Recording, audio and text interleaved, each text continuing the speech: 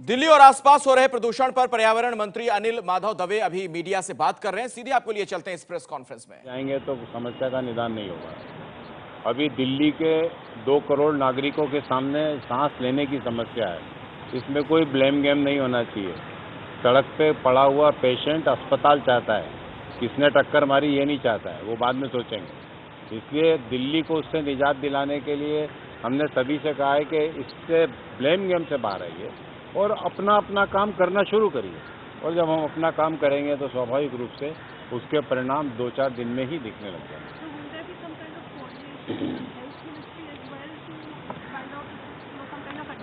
जिस मिनिस्ट्री की ज़रूरत होगी और जिसकी भी आवश्यकता होगी, हर एक के साथ हम कोऑर्डिनेशन कर रहे हैं और सारी मिनिस्ट्रियां इसके अंदर काम कर रही है।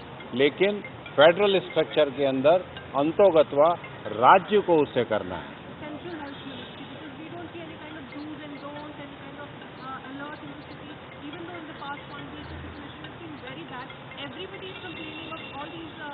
इसके लिए राज्यों के स्वास्थ्य विभाग जो हैं वो पर्याप्त उनको जानकारी एडवाइजरी के रूप में पहले भी दे दी गई है।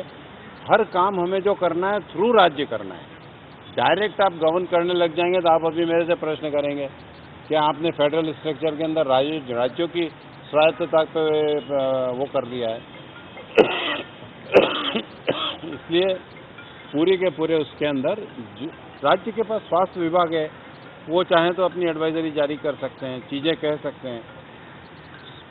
संविधान प्रदत्त अधिकारों में राज्यों के अधिकार अपनी जगह क्रियान्वयन के लेवल पर है ही।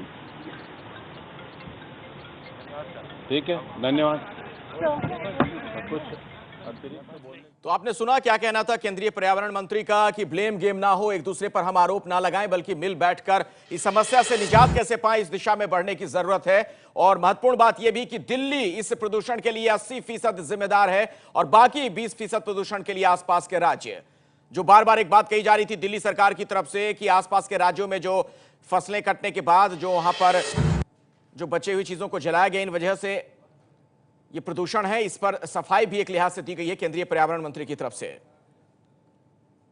तो प्रदूषण के लिए दिल्ली 80% जिम्मेदार, बाकी 20% प्रदूषण बाकी राज्यों से। तो ये बात जो कही जा रही थी कि बाकी की राज्यों की वजह से दिल्ली में प्रदूषण है, ऐसा नहीं है। पर्यावरण मंत्री का कहना कि 80% इसके लिए दिल्ली जिम्मेदार है। तो बड़ी खबर आपको बता दें, केंद्रीय पर्यावरण मंत्री ने अब से कुछ ही देर पहले मीडिया से मुखातिब होते हुए ये बातें कही हैं। उनका यह कहना कि हम आपस में एक दूसरे पर आरोप ना लगाएं, यह वक्त है कि सब मिल बैठकर इस समस्या से कैसे निजात पाएं, इस दिशा में आगे बढ़ें। और इस बीच आपको बता दें कि अब जाकर जगी है दिल्ली सरकार। यहां पर सड़कों पर पानी का छिड़काव शुरू हो गया है। अब आपको कुछ तस्वीरें भी दिखाते हैं किस तरीके से अब जाकर सरकार हरकत में आई है, सरकारी मशीनरी हरकत में आई है और पानी का छिड़काव अब जाकर शुरू किया गया। ये देखिए। तो बड़ा सवाल यही कि क्या सरकारों को इंतजार होता है कि पानी सिर से ऊपर गुजर जाए, उसके वक्त वो हरकत में आए। ये तस्वीरें हम आपको दिखा रहे हैं। दिल्ली में अब जाकर ये तमाम प्रयास शुरू किए गए हैं कि जो हवा में धूल कण है उन पर कैसे काबू पाया जाए और इसके लिए पानी का छिड़काव किया जा रहा है। तो स्मॉग की वजह से दिल्ली का हाल बेहाल है। लोगों के सामने तमाम तरह की तकलीफें आ रही हैं, सांस लेने में दिक्कत हो रही है और पिछले कई दिनों से यह स्थिति बनी हुई है।